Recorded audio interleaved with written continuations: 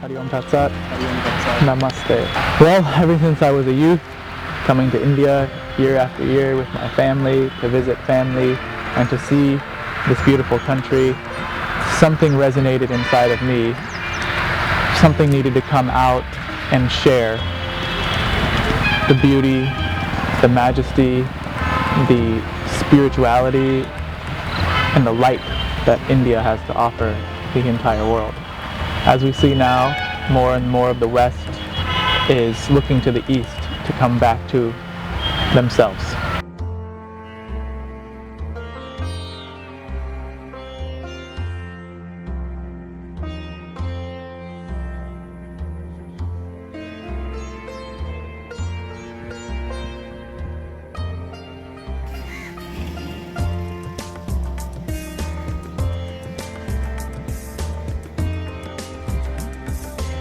Om Tat Sat.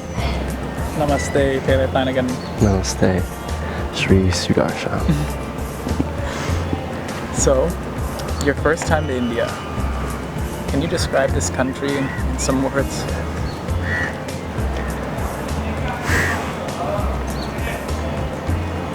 Ancient, compassionate, and inviting. I have searched for these lands and those feelings for 6 years of my life. It's been a dream of mine since university to come to the motherland, and I didn't know it had so much potential to be a mother. I thought it might have more of a fatherly essence, you know, come here to learn, come here to put my art to the test, but it has held me like a child and given me its suppleness and its love through smiles, head bobs, and and open arms.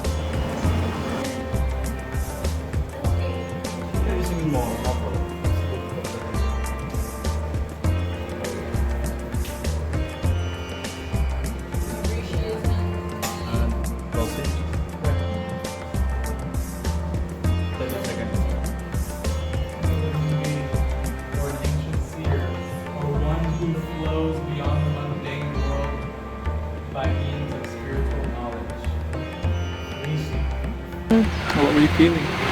I was definitely really excited, and a lot of it felt really like unreal.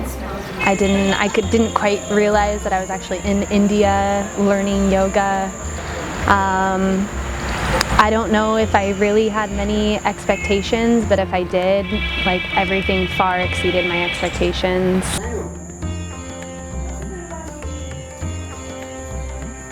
What was your arrival like in India? Well, it was greeted by you, so it was welcoming, and I felt very safe and secure, even all the way down from our driver, who was just so excited to see us and be with us. And the first couple of days were very relaxing, meeting the group, going outside, taking a walk on my own.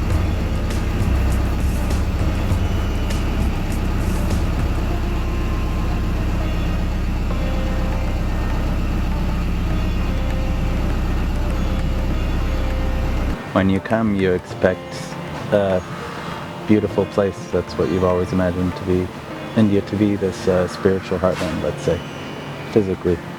But then you realize that all that is not a physical thing, it's a spiritual thing hidden inside you. So you come to because your mind is tired, because your body is tired, because your different koshas are tired.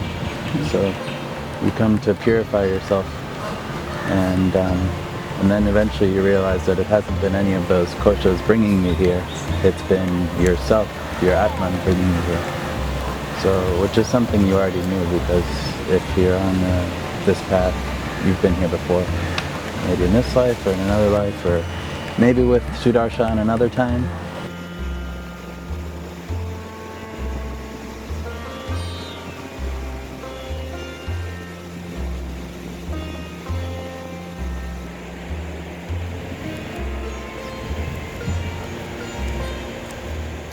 And every city that we visited was a little different in its own way, with their cultures even. So it's just been an amazing experience.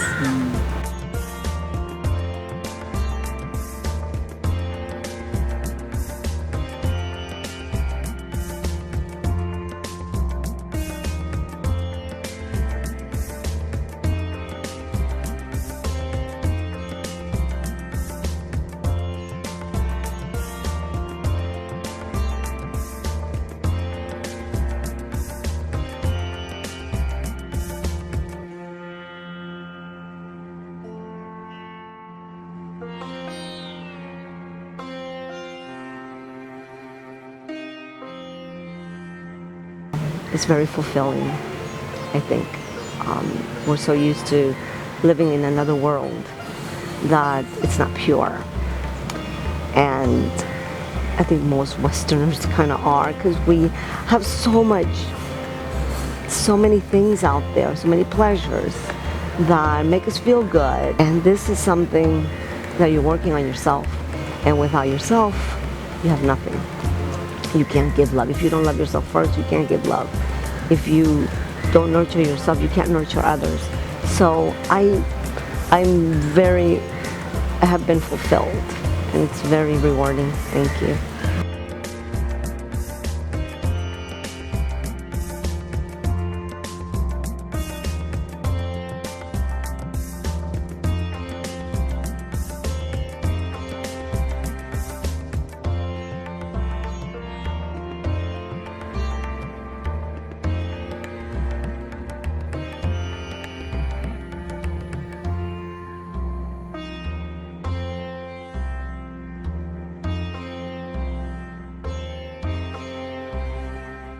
I think environment is super important when you're in a learning environment, to be surrounded by nature, so that you're most inspired when you're in nature, and you can see God through the trees and and through the sky, and like it's so important to have the right environment set up when you're teaching such profound teachings.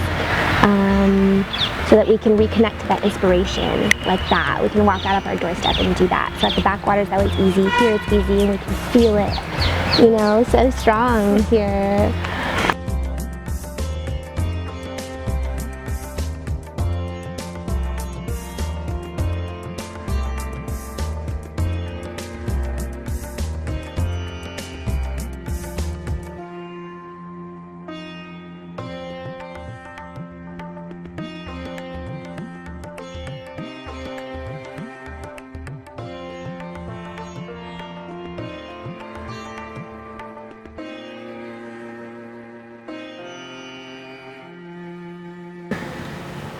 And your favorite part about this week? I know we've done a lot so far. Maybe some favorite parts. Yeah, favorite parts. So, I mean, the Vedanta, all of the knowledge that we already know, but we need to hear. We know it here, but you need to hear it and practice that deep listening in order to really feel that, to have that kind of come out in you. But I would have to say my favorite part is the asana teaching sessions in the morning. I've been practicing yoga on and off now for years. I go to the 1-hour courses back home in Indiana, but doing the asana teaching is, obviously we're here to be able to teach others, but I'm re-teaching myself how to do things the proper way, how to really move my body in the ways that allow that energy to flow. It's much different than, the athletic yoga that I've been used to. It's just different. It's a completely different experience than all of the yoga that I've ever done before in my life.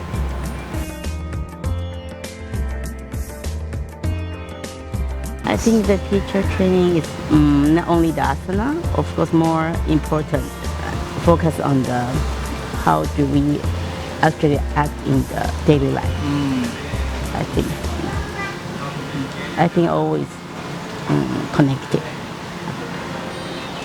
Location was amazing, very beautiful. It really lent itself to kind of ground into India. And I've been here to India before, so this was a different experience. Very beautiful location. And the people, as always in India, were very nice and accommodating.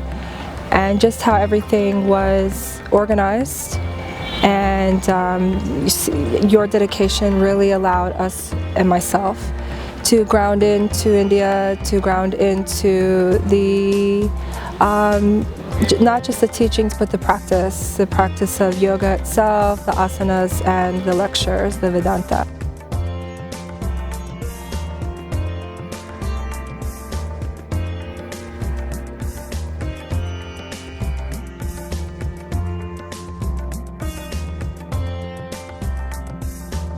I couldn't rave more about the experience and how much more whole I feel and